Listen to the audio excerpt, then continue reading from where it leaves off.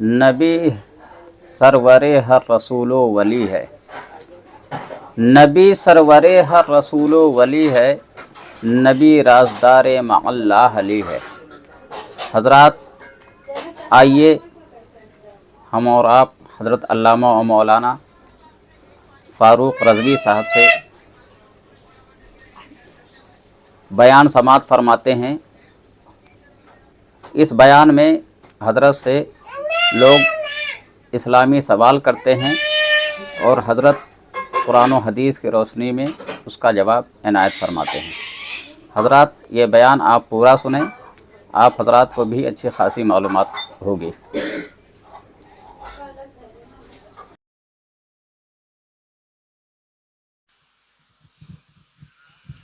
अस्सलाम वालेकुम रहमतुल्लाहि तआला बरकातहू। हज़रात, हम जानना चाहते हैं किसी को मिट्टी देने के बाद कितने देर तक कब्र पर हम रह सकते हैं? बहुत अच्छा सवाल किया, मालूमाती सवाल है, ऐसे सवाल पूछने चाहिए। देखिए, आमतौर पे आदत है, मेरे ख्याल से यहाँ भी यही माहौल होगा, सब जगह का यही माहौल है, लेकिन अल्लाह का शुक्र है नागपुर में मेरी और हमारे अहबाब की कोशिशों से बहुत हद तक इस्लाह हुई है।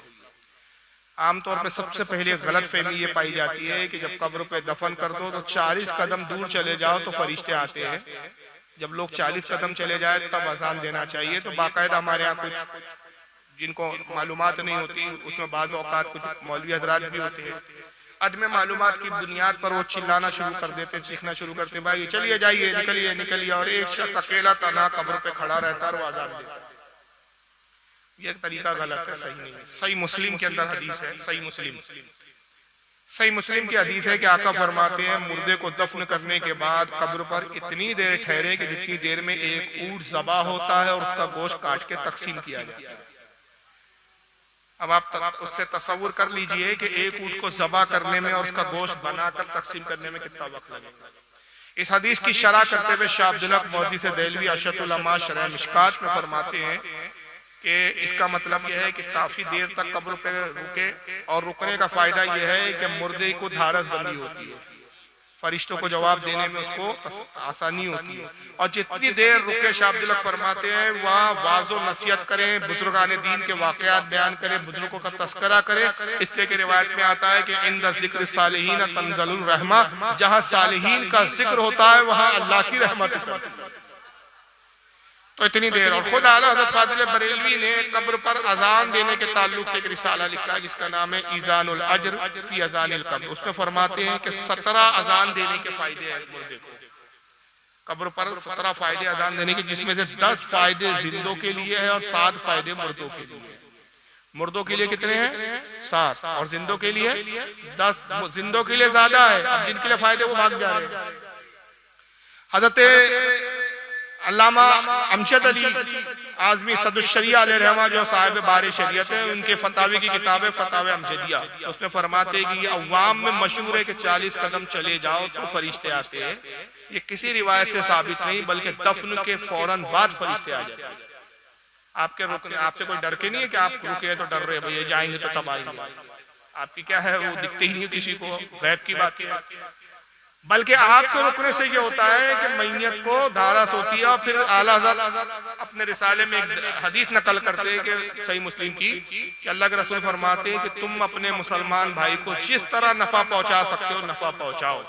ताला फरमाते हैं कब्र पर रुकना भी एक तरह से अपने मुर्दे को नफा पहुंचाओ, तो कुछ देर रुकना चाहिए। और खुद आला हज़रत ने वसीयत की थी अपने बारे में कि 7 दिन तक मेरी कब्र पर मुसलसल रुके रहे लोग, बारी बदलते रहे, और 7 दिन तक मुसलसल मेरी कब्र पर तिलावत कुरान होती है, और उस वसीयत पर अमल भी हुआ। तो बहरहाल इतना रुकना जो है वो मसनून है। हाँ, लेकिन ये फर्ज और वाजिब नहीं है, बेहतर है, सुन्नत से साबित है, सुन्नत है, सवाब भी है, मुर्दे के लिए फायदा है। अगर किसी को बहुत जरूरी काम है और वो चला जाए तो उसमें कोई गुनाह भी नहीं। लेकिन कुछ लोगों ने कब्र पे जरूर कुछ वक्त रुकना चाहिए, जिक्रुल्लाह करना चाहिए। वल्लाहु आलम सुम्मा रसूल। हजरत, मेरा दूसरा सवाल है, मैयत को कब्र में उतारते समय कौन सा दुआ पढ़ना चाहिए? सारे लोग पढ़ते हैं ला इलाहा इल्लल्लाह मुहम्मद रसूलुल्लाह, क्या यही दुरुस्त है कि कोई दूसरा चीज पढ़ना चाहिए? देखिए, सहाबा से जो साबित है हज़रत अब्दुल्लाह इब्न उमर से रिवायत है इब्न माजा की कि जब मुर्दे को कब्र में रखा जाता तो कहा जाता था बिस्मिल्लाहि अला मिल्लति रसूलुल्लाह सल्लल्लाहु अलैहि वसल्लम, अल्लाह के नाम पर और रसूल की मिल्लत पर, यानी रसूल के दीन पर।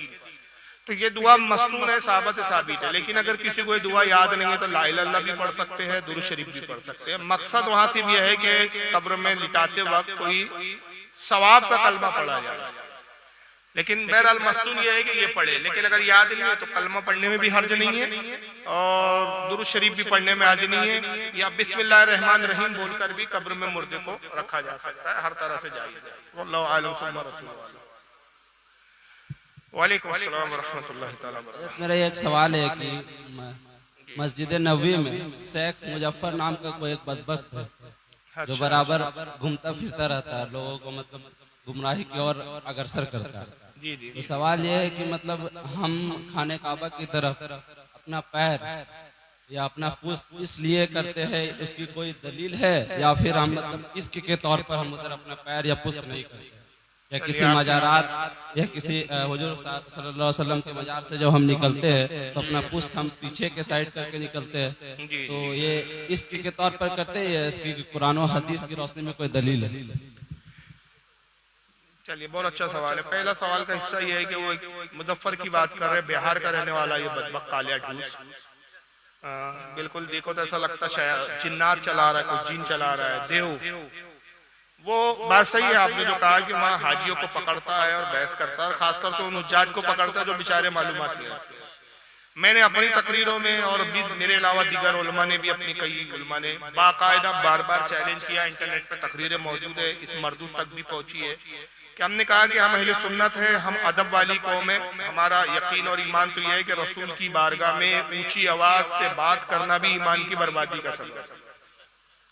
और इसका हुक्म कुरान में सूरह हुजुरात में अल्लाह फरमाता है, या अय्युहल्लज़ीना आमनू ला तरफ़ऊ अस्वातकुम फ़ौक़ा सौतिन नबी वला तजहरू लहू बिलक़ौलि का जहरि बादिकुम लिबाद अन तहबत अमालुकुम व अंतुम ला तशऊरून।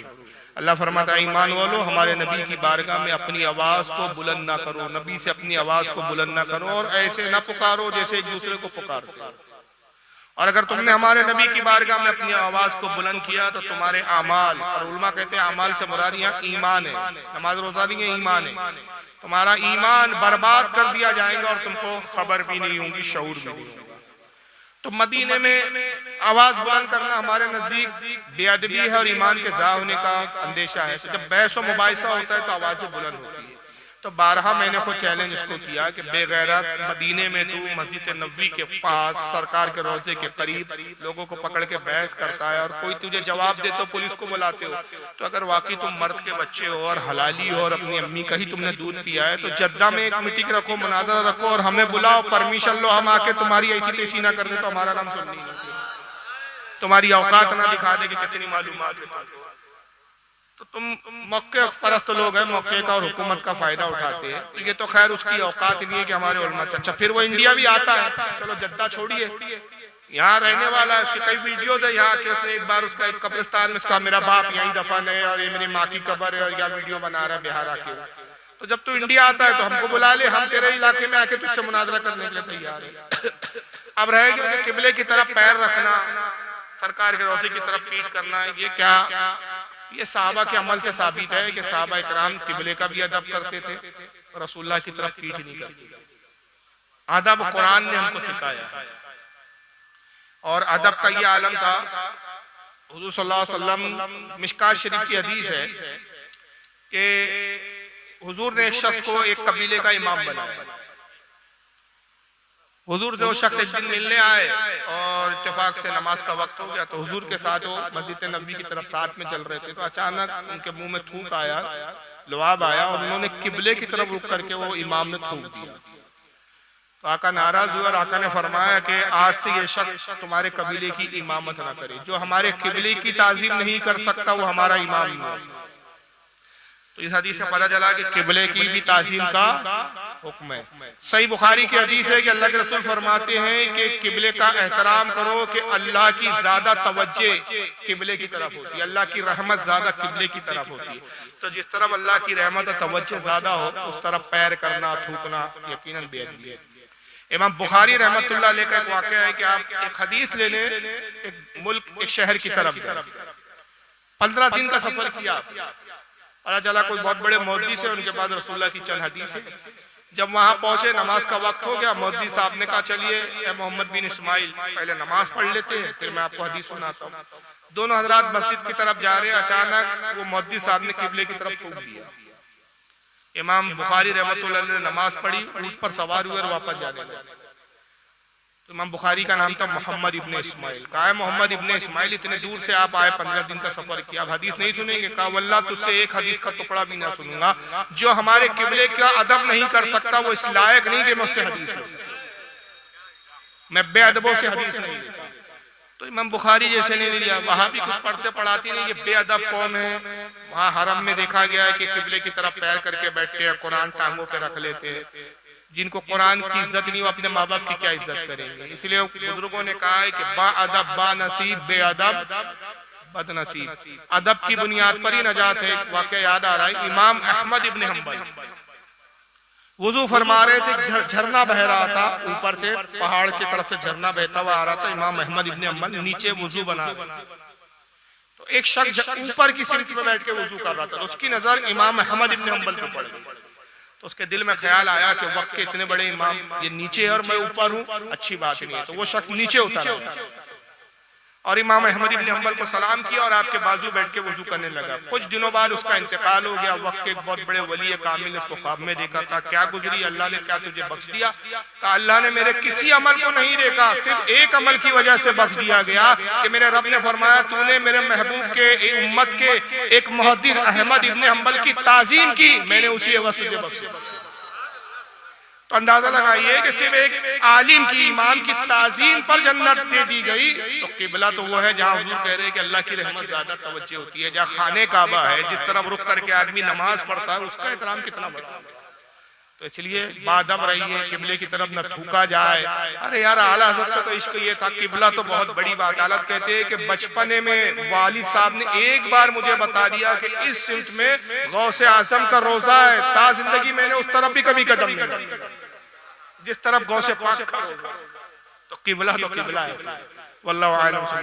हजरत मेरा दूसरा सवाल है, मैं इसमें आपका कमेंट जानना चाहता हूँ। सवाल ये है कि आजकल जयनमाज जो आता है कई तरह का आता है, जिसमें कई मजारात के या गुंबद खजरा की तस्वीर या खाने काबा की तस्वीर से बनी हुई रहती है। तो नमाज पढ़ते वक्त घुटनों वहां तक जाता है या हम पीछे घूम जाते हैं, तो इसमें उसकी बेहुरमती होती है। तो क्या उसको बंद करना चाहिए? देखिए उसके बारे में फतवा ये है, और गालिबन ताजु शरिया का भी फतवा मेरी नज़र से कहीं गुजरा है कि जिस जानमाज पे काबतुल्लाह हो, मदीना मुनव्वरा हो, उससे एतराज़ करना चाहिए, बचना चाहिए। उसमें दो बातें, एक तो बेअदबी का अंदेशा है, कई बार आदमी जानमाज से गुजर जाता है तो पैर पड़ जाता है।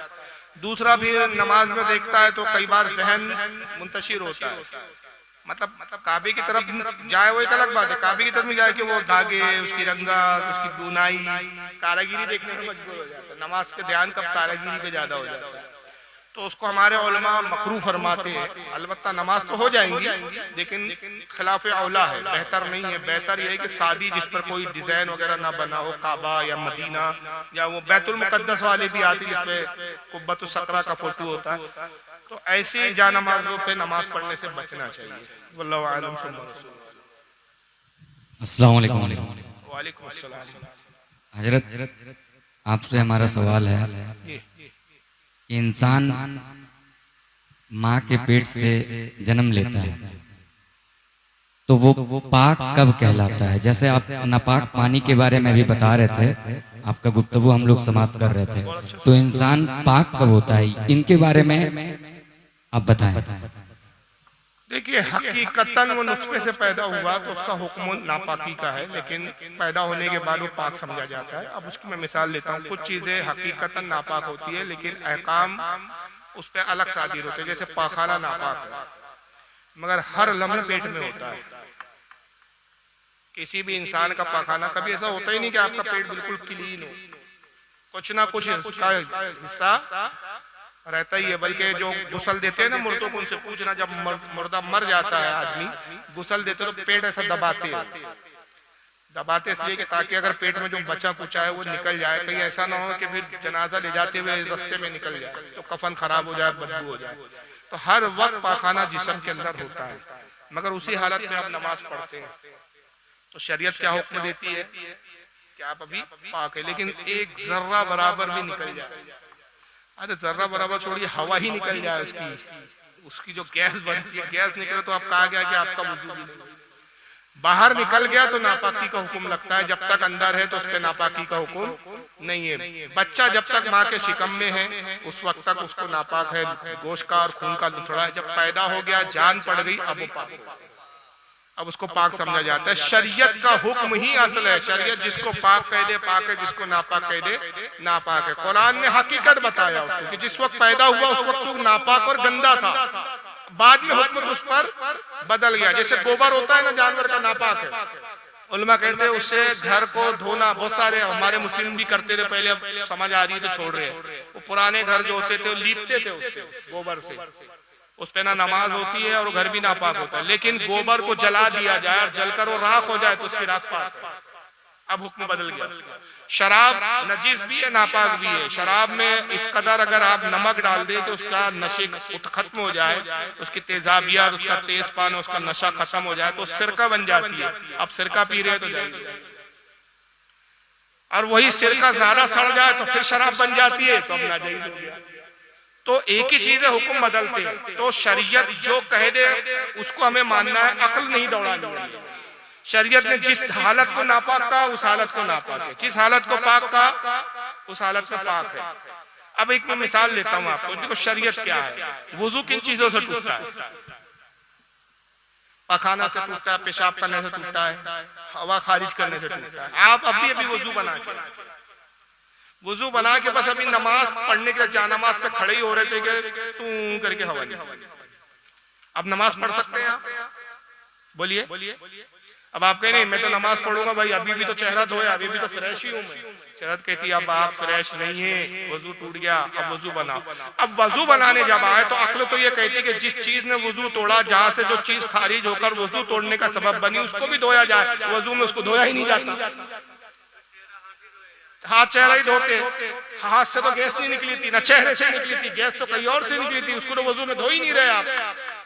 तो अक्ल का तकाजा तो ये, अक्ल तो कहती है कि भाई जिस चीज से वजू टूटा पहले उसको धो, मगर शरीयत ने उसका पाबंदी नहीं किया। तो पता चला शरीयत उस चीज का नाम है कि जो मुस्तफा कह दे उसी को मानने का नाम शरीयत है। सुभान अल्लाह। एक सवाल, दूसरा सवाल हमारा है हजरत, हमारे स्टेज के जानिब हमारे माँ बहन के लिए एक मैं सवाल पूछना चाहता हूँ। अच्छा, खुदा नसीब माँ बहन लोगों के लिए मेरा एक सवाल है। जैसे कि मुहर्रम का महीना आता है, तो मुहर्रम का 10वीं तारीख के दिन हम देखते हैं कि हमारे घर के माँ बहन लिपस्टिक लगा के, बाल खुला और इस कदर करबला की ओर जाते हैं,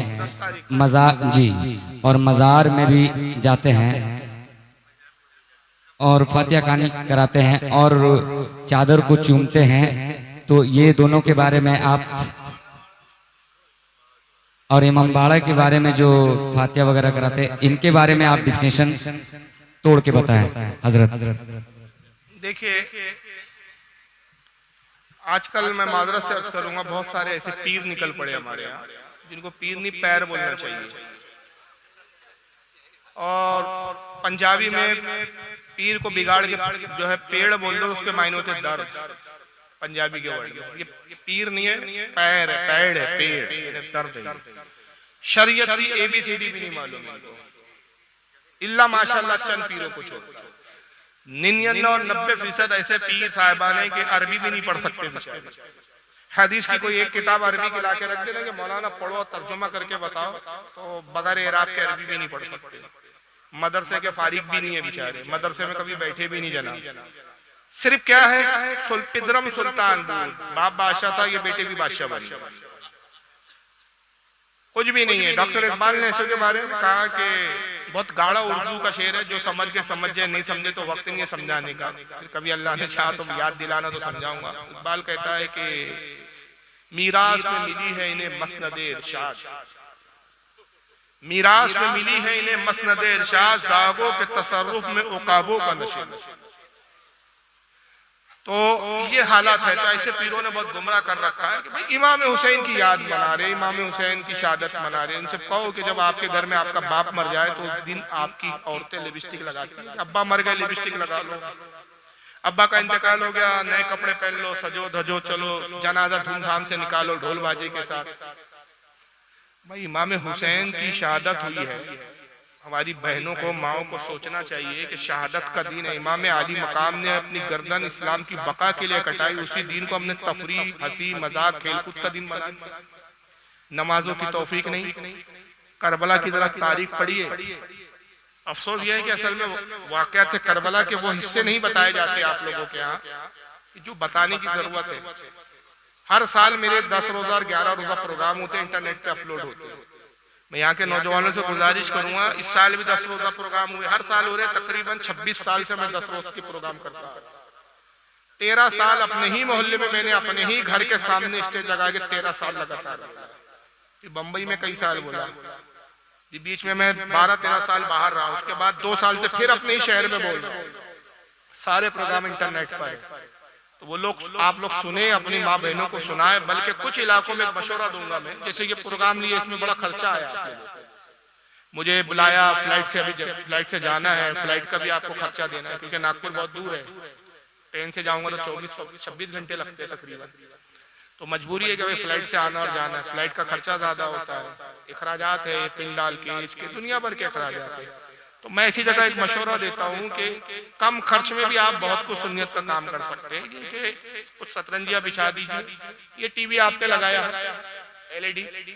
एलईडी लाइए किराए से, एलईडी नहीं है तो किसी के घर में अगर बड़ा स्क्रीन का टीवी है ले आए, एक दिन ऐलान कर दे जुम्मे को कि आज भाई फला मौलाना की तकरीर सुनाई जाए। ये हमारे इलाकों में कई जगह चलता भी है, जबलपुर वगैरह के इलाकों में ऐलान कर दीजिए, वहां पर लोग उस दिन आ जाए, नमाज ईशा के बाद टीवी लगा दिया, किसी भी आलिम की एक डीवीडी वगैरह या वो जो पेन ड्राइव से लगा दिया, 2 घंटे 3 घंटे तकरीर है, 100-150 का मजमा बैठ के एक जलसे के बराबर काम हो गया।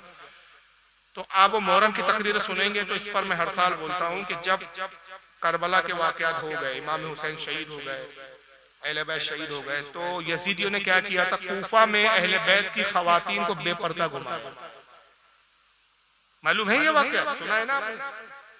जब बेपर्दा अहले बैत की खवातीन को घुमा रहे थे, उनके पर्दे छीन लिए गए थे, तो उस वक्त हजरत ज़ैनब आवाज लगाती थी अपने अहले बैत की खवातीन को, अहले बैत की बच्चियों को कि क्या हुआ कि इन बदबख्त यजीदियों ने तुम्हारे पर्दे छीन लिए, अल्लाह ने तुम्हें कुदरती पर्दा दिया है, उस पर्दे का सहारा लो और अपने चेहरों को इन बदबख्तों से छुपाए। वो ये कि अपने बालों को अपने चेहरों के सामने डालो।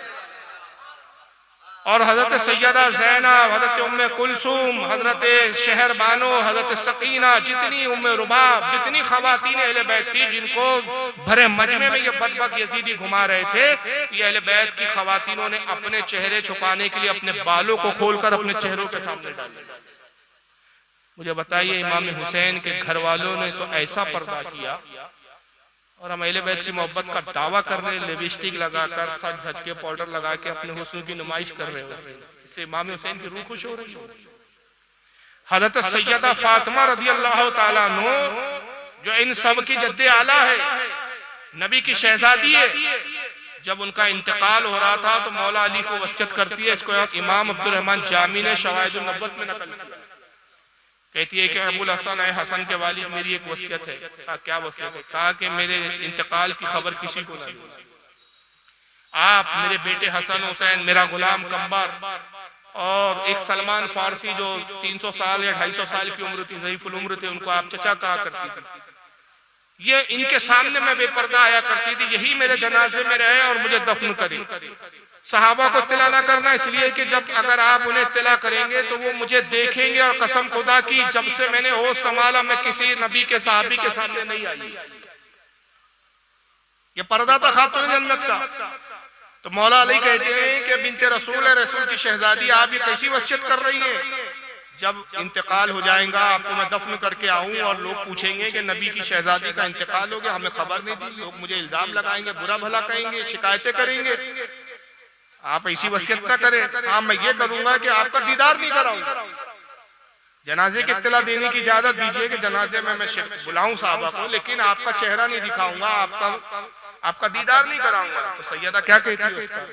अगरचे आप मेरा चेहरा नहीं दिखाएंगे, लेकिन कफन में लिपटी हुई लाश देखकर मेरी कद्दो कामत का तो साहबा अंदाजा लगा कि नबी की बेटी का कद कितना था, सेहत कैसी थी। मैं ये भी नहीं चाहती। मौला अली रोने लगे और हजरत अली के अल्फाज कहते, लोगों खुदा की कसम और रसूल की बेटी से बेहतरीन औरत मैंने किसी औरत को नहीं पाया कि आज तक नबी की बेटी फातिमा के बाल को भी खुले आसमान ने कभी नहीं देखा, बाल को नहीं देखा, चेहरा तो देखना बड़ी दूर की बात है। नबी करीम सल्लल्लाहु अलैहि वसल्लम एक मरतबा अपनी बेटी हजरत फातिमा के घर तशरीफ लाते हैं। इमाम बुखारी ने इसको अदबुल मुफरद में लिखा है।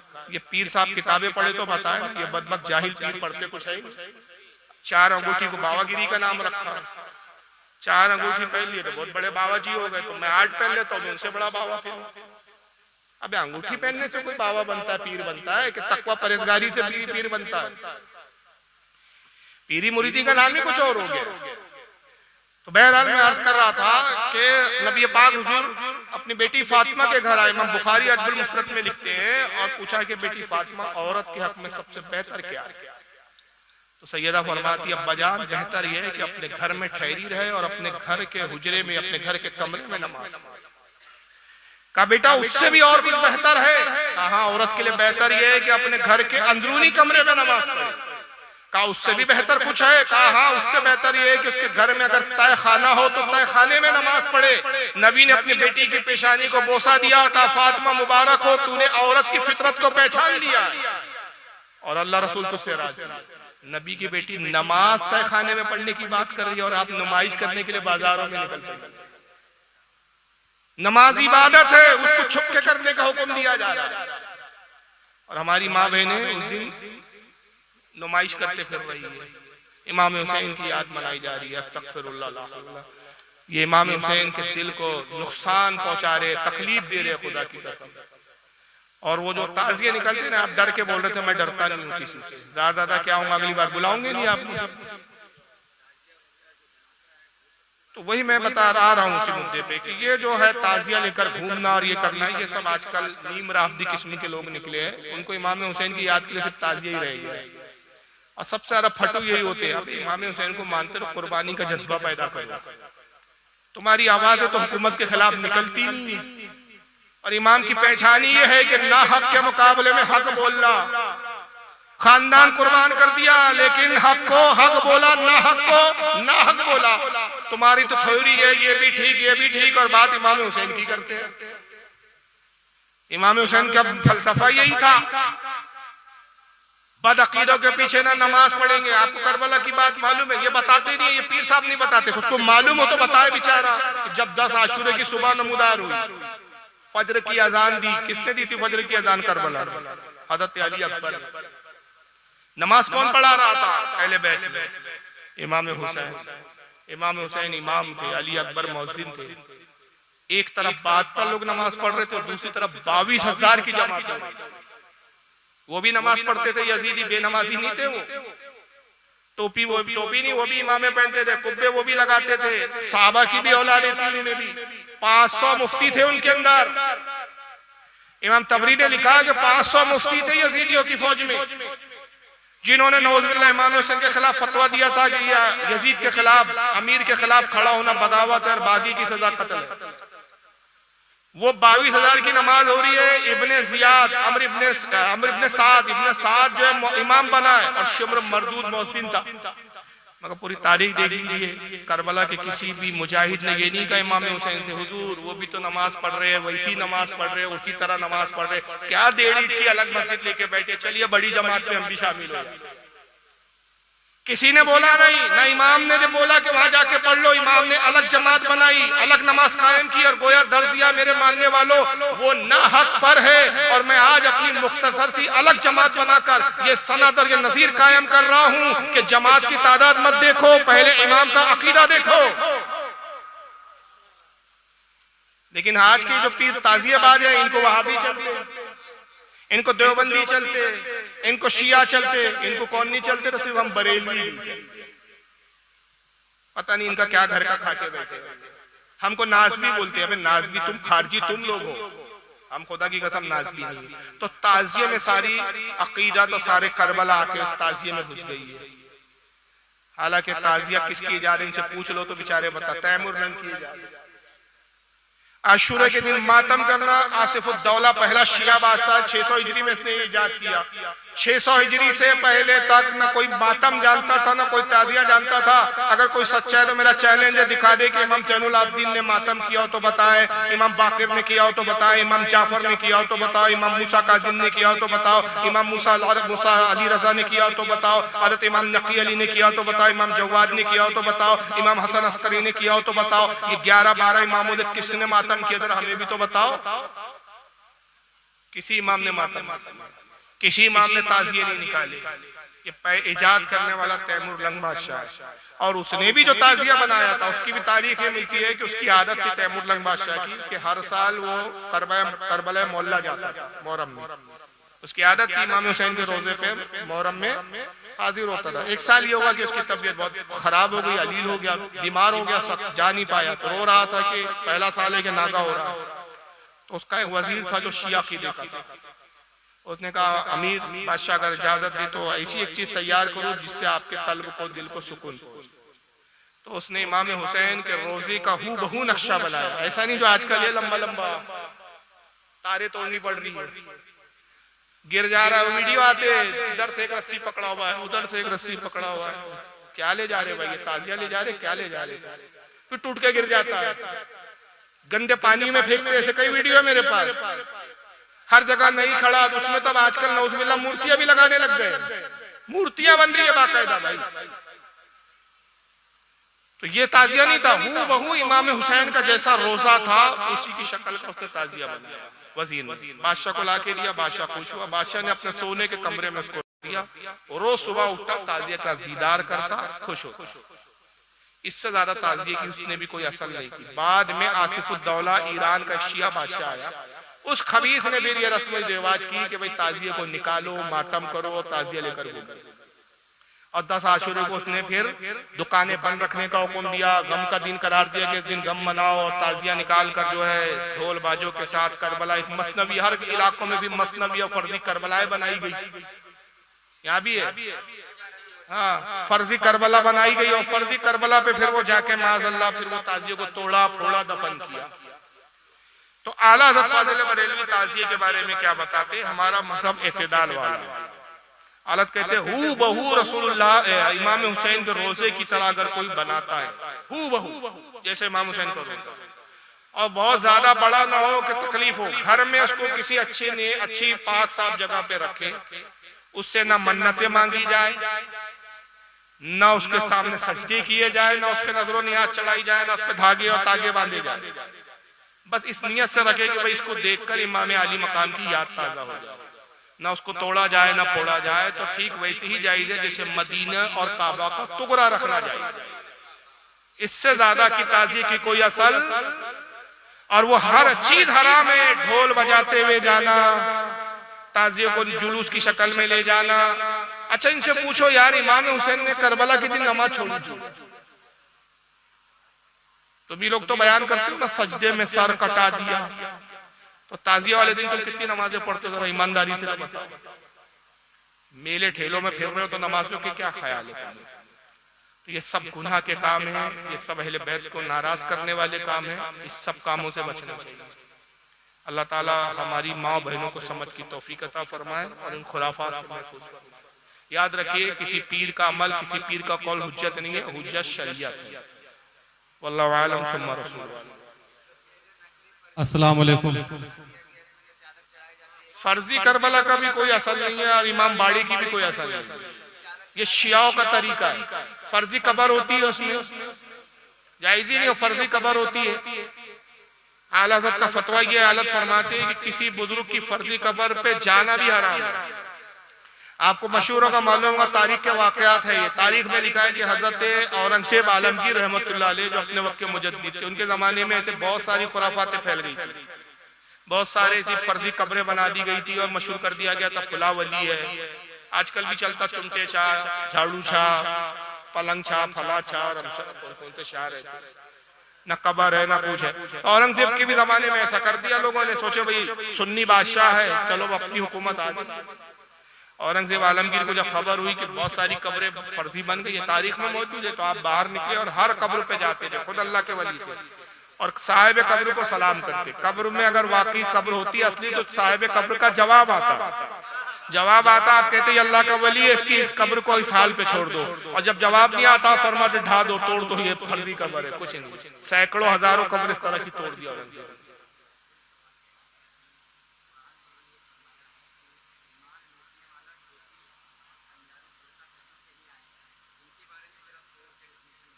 अब इस पे क्या बताया, खैर कुरान में नहीं है ये चीज। अस्सलाम वालेकुम। वालेकुम अस्सलाम। हजरत, हमारे कुछ दोस्त हैं और कुछ 4 भाई हैं, जिसमें एक देवबंदी समझ लीजिए या फिर वहाबी, ठीक है। उसके साथ क्या सुलूक किया जाए, कैसे सुलूक किया जाए उसके साथ, और कुछ रिलेशन भी हैं जिससे कि वहाबी हो या फिर देवबंदी, उसके साथ कैसा सुलूक किया जाए। देखिए वहाबी बदअकीदों की सोबत इतनी बदतरीन सोबत है। हुस्सामुल हरमैन में हरमैन के यानी अरब के उलमा ने, मक्का और मदीने के उलमा ने फतवा ये दिया है, बाज़ उलमा ने, हुस्सामुल हरमैन जो किताब है अरबी में, उर्दू तर्जुमा भी आता है, जिसमें वहाबियों के कुफ्र के फतवे दिए गए। उसमें ये तक लिखा है कि ये इतने बदतरीन काफिर है कि इनसे एक काफिर को भी इनकी सोबत से बचाओ। किसको बचाओ? एक काफिर गैर मुस्लिम को, इसलिए कि गैर मुस्लिम है, उम्मीद है कि इस्लाम ले आए, इनके साथ रहेगा, इनके मुताबिक इनके मजहब पर कलमा पड़ेगा तो भी जहन्नमी है। तो बदअकीदों से बचना चाहिए, बदअकीदों की सोबत इख्तियार नहीं करना चाहिए। हाँ, अगर जैसे दुनियावी मामलात होते हैं कुछ लोगों के कारोबार वगैरह के, तो सिर्फ इतने ही कि बस, हालांकि उसके भी परहेज करना चाहिए, उससे भी उलमा मना करते हैं कि हो सके तो कारोबारी मामलात भी इनसे बचे, लेकिन बहुत मजबूरी है। तो फिर यह जैसे कोई ऐसी वहाबी की दुकान है कि मोहल्ले में उसके अलावा किसी की दुकान ही नहीं है, अब आपको मजबूरी है खरीदना, या आपकी दुकान है और कोई आपकी दुकान पे बदअकीदा आके सामान खरीदता है, अब आप इनकार करें तो अंदेशा है कि जानो माल को नुकसान पहुंचाएंगे, फितना बर्पा करेंगे। तो हुक्म यह है कि सिर्फ तिजारत की हद तक, दुनियावी मामला तक ताल्लुक रखे जा सकते हैं, थोड़े बहुत जितनी जरूरत है। मजहबी ताल्लुकात नहीं रख सकते। अब मजहबी ताल्लुकात में क्या आता है कि उसके पीछे नमाज नहीं पढ़ सकते, उसको अपने पीछे नमाज पढ़ने की इजाजत नहीं जाएगी, उसके शादी, उसकी जो है रस्म रिवाज, उसके मजहबी मामलात में शरीक नहीं हो सकते, ना उसके यहाँ लड़की दे सकते हैं, ना उससे लड़की ले सकते हैं, ये सब चीज़ों की इजाजत नहीं है। हजरात, आप हजरात से गुजारिश है कि आप हजरात चैनल को सब्सक्राइब करें, ज़्यादा से ज़्यादा शेयर करें, लाइक करें। अस्सलामु अलैकुम व रहमतुल्लाहि तआला व बरकातुहू।